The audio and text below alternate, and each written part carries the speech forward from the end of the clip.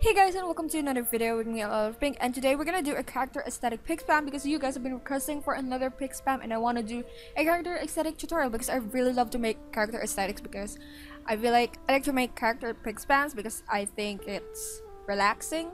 I find it relaxing. Okay, so if you don't know what a character aesthetic is, I'm going to explain it in a moment, and if you want to skip ahead to the tutorial itself, you can go do that. There will be a time frame on your screen right now. Basically, it's just like creating a mood board. You're gonna select pictures that describes what your character is, what they like, what they don't like, what represents them, what's always with them, the color you associate with them. By doing that, also make sure that those images go together. No, shut up. When creating your pick spam, I always think of the aura this character gives. So I'm gonna give you one example. So one example is Sailor Mars.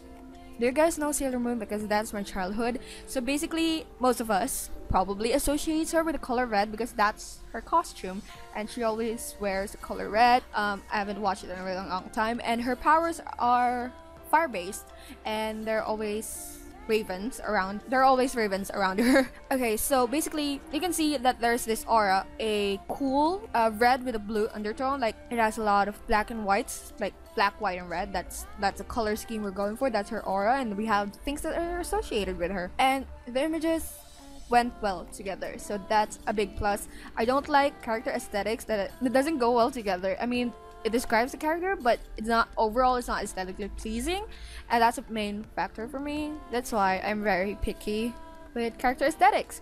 So okay, so if you guys are familiar with the Batman comics or just the DC comics in general, you probably know who Poison Ivy is. So basically, you have her aesthetic, like green skin, red hair, reddish orangey hair, plants, lots of plants, and hating people because they destroy the environment. You know what? Let's move on to our Twitter account. It's not a character pick spam, so but you can get the idea of what a character aesthetic is. Oh, shut up. I think this is our first post. So basically, you associate Percy Jackson with the color blue because that's his favorite color, and he's also the son of Poseidon. You associate, the sea, blue sea, blue waffles because he likes to eat blue waffles. So we got the color scheme right, we got the aura and things that shows associated with the character and this kind of stuff.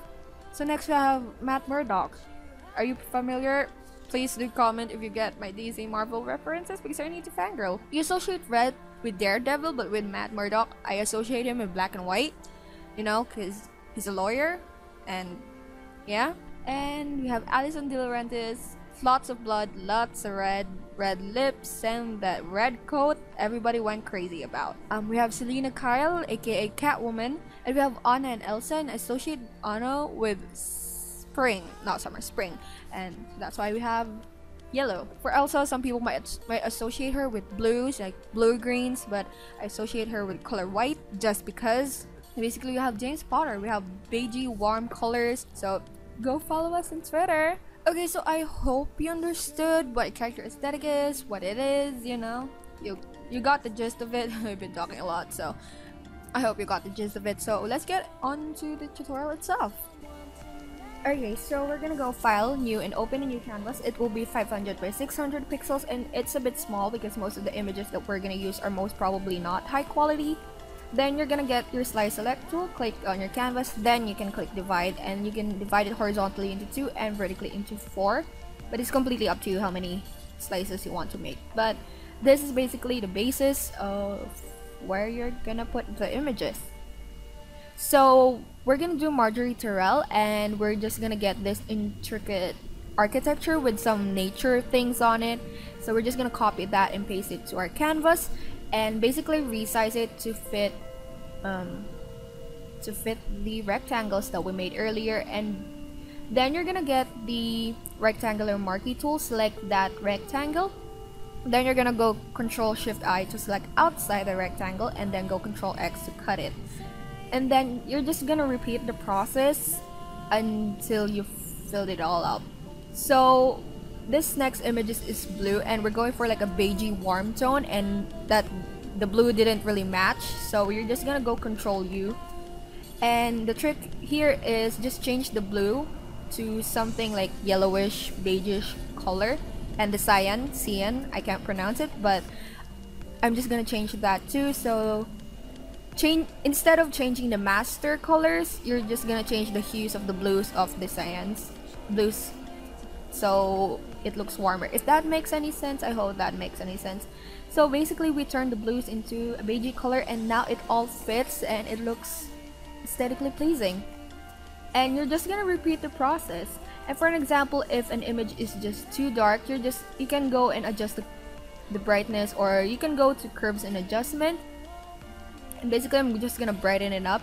I'm just gonna raise the curve like this, and to make sure that the filter is only affecting one layer, you're just gonna merge the filter and that specific layer, so that you're only adjusting that layer, if that makes any sense. So that's basically what you do, but I deleted that because it didn't look good.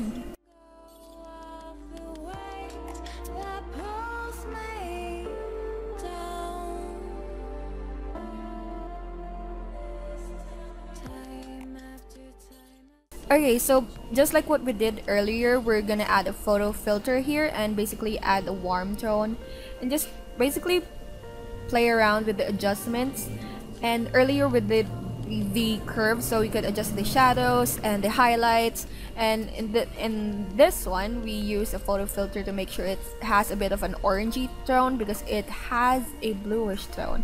We're gonna make sure that most of the colors that we're using is has a warm tone to it, if that makes any sense. So I ran out of ideas of what images to put here, so you can put the image of the character itself.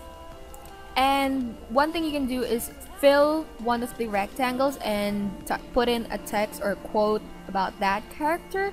So that's basically what I'm doing here, and I used like a handwritten font and lowered the opacity to make it look like something that was written down.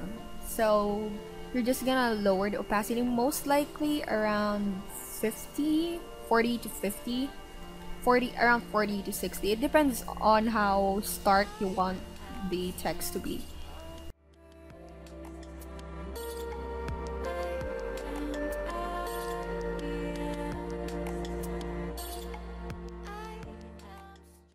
So basically I'm just gonna, how many times do I have to say basically in this video?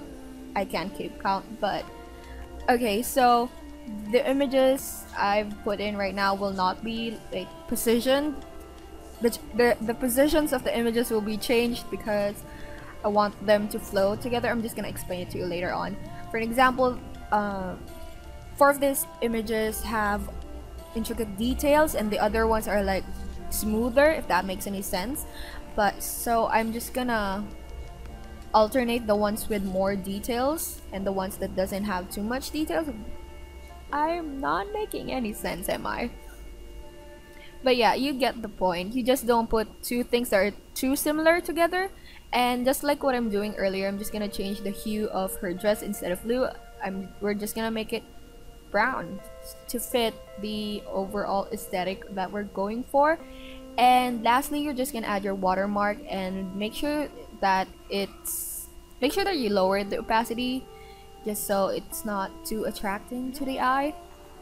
And you're just gonna repeat the process until you filled all of the rectangles, and that's basically it. The gates are open and the truth is flooding out. Time after time you said I made me feel something new.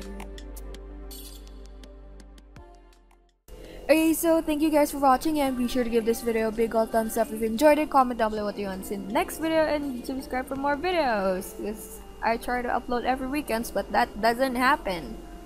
Bye!